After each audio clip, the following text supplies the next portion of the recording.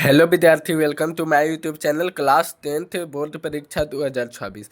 विद्यार्थी जी, आज का वीडियो बहुत धुंधार होने वाला है क्योंकि इसमें हम आप लोग को चैलेंज दिए हैं 34 में से 30 सही करके दिखाइए और 100 रुपये इनाम पाइए। तो देखते हैं कितना विद्यार्थी में दम है और सही करके अपना इनाम पाते हैं। तो विद्यार्थी जी, ऐसा नहीं से आप सही कर दिए और फ़ोन कर दिए से सर हमको इनाम दीजिए। हम सवाल भी पूछेंगे आपको, ठीक है। और ऐसा वीडियो देखने के लिए चैनल को सब्सक्राइब, लाइक, दोस्तों के पास शेयर कर दीजिएगा ताकि आप लोग के सपोर्ट से वीडियो बनाए हम। आप लोग सपोर्ट करते हैं विद्यार्थी जी तो हम लोग के हौसला बढ़ता है, ठीक है। तो देरी नहीं करते हैं, चलते हैं प्रश्न की ओर। 1 नंबर प्रश्न है विद्यार्थी जी, उत्तर भारत से नागरी लिपि के लेख कब से मिलने लगते हैं? तो 1 नंबर के आंसर हो जाएगा विद्यार्थी जी ऑप्शन ए, 8वीं सदी से, ठीक है। अगले प्रश्न की ओर चलते हैं। 2 नंबर प्रश्न है विद्यार्थी जी, नागरी लिपि के आरंभिक लेख हमें कहाँ से मिलते हैं? तो 2 नंबर का आंसर हो जाएगा विद्यार्थी जी ऑप्शन सी, दक्षिणी भारत से, ठीक है। अगले प्रश्न की ओर चलते हैं। 3 नंबर प्रश्न है विद्यार्थी जी, उत्तर भारत से नागरी लिपि के लेख कब से मिलने लगते हैं? ये डबल हेती हो गया क्वेश्चन, ठीक है, कोई बात नहीं। तो इसका आंसर हो जाएगा ऑप्शन ए, 8वीं सदी से, ठीक है। अगले प्रश्न की ओर चलते हैं। 4 नंबर प्रश्न है विद्यार्थी जी, गुणाकर मूल्य ने मिडिल स्तर की पढ़ाई किस भाषा में की? तो 4 नंबर का आंसर हो जाएगा विद्यार्थी जी ऑप्शन ए, मराठी भाषा में, ठीक है।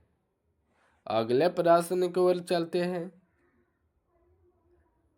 5 नंबर प्रश्न है विद्यार्थी जी, मूल्य ने अंग्रेजी व हिंदी की पढ़ाई कहाँ पर की? तो इसका आंसर हो जाएगा विद्यार्थी जी ऑप्शन सी, वर्धा में, ठीक है।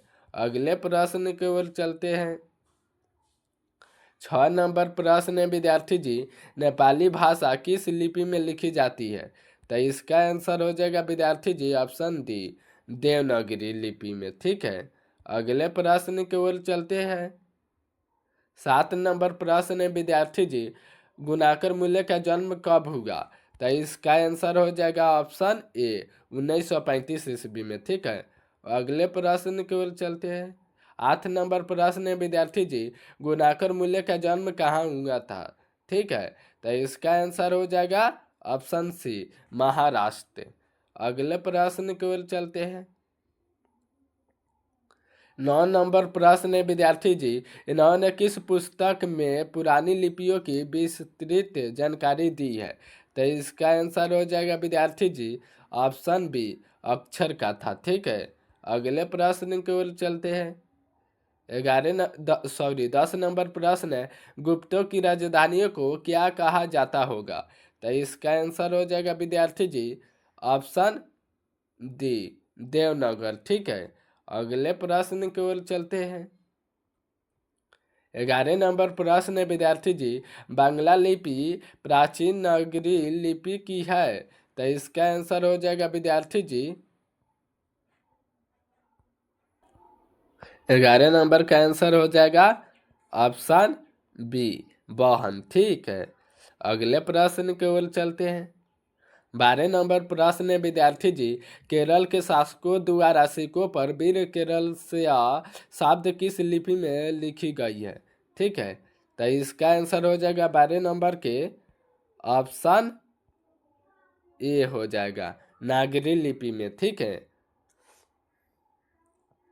अगले प्रश्न की ओर चलते हैं। 13 नंबर प्रश्न है विद्यार्थी जी, पहले पहल किन राजाओं के लेखों के लिपि को ही नंदी नागरी नाम दिया गया था? तो 13 नंबर का आंसर हो जाएगा विद्यार्थी जी ऑप्शन बी, विजयनगर के राजाओं का, ठीक है। अगले प्रश्न की ओर चलते हैं। 14 नंबर प्रश्न है विद्यार्थी जी, उत्तर भारत की विशेष स्थापत्य शैली को क्या कहते हैं? तो 14 नंबर का आंसर हो जाएगा विद्यार्थी जी ऑप्शन डी, नगर शैली। ठीक है, अगले प्रश्न की ओर चलते हैं।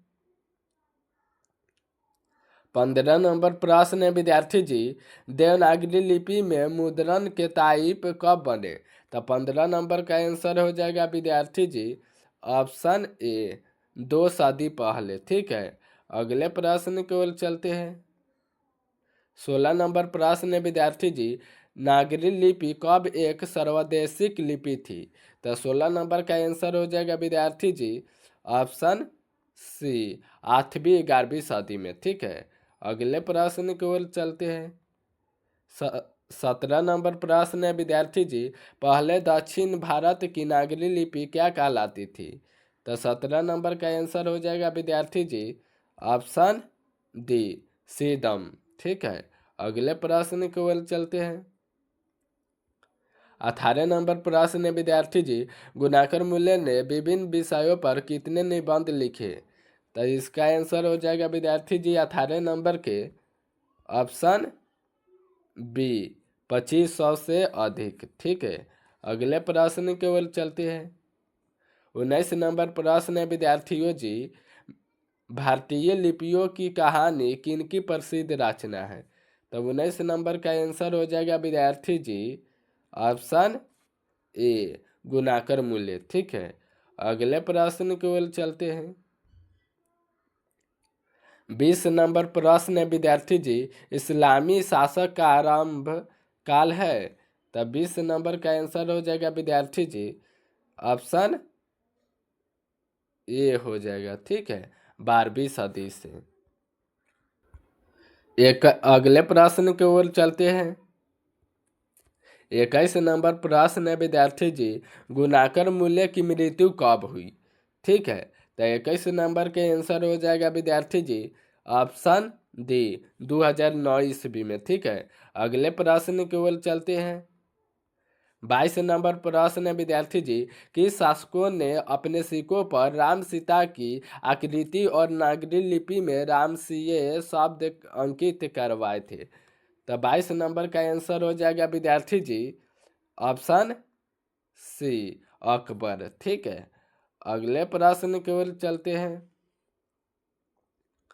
23 नंबर प्रश्न है विद्यार्थी जी, नागरी लिपि शीर्षक निबंध के निबंधकार है? तो 23 नंबर का आंसर हो जाएगा विद्यार्थी जी ऑप्शन ए, गुणाकर मूल्य। अगले प्रश्न की ओर चलते हैं।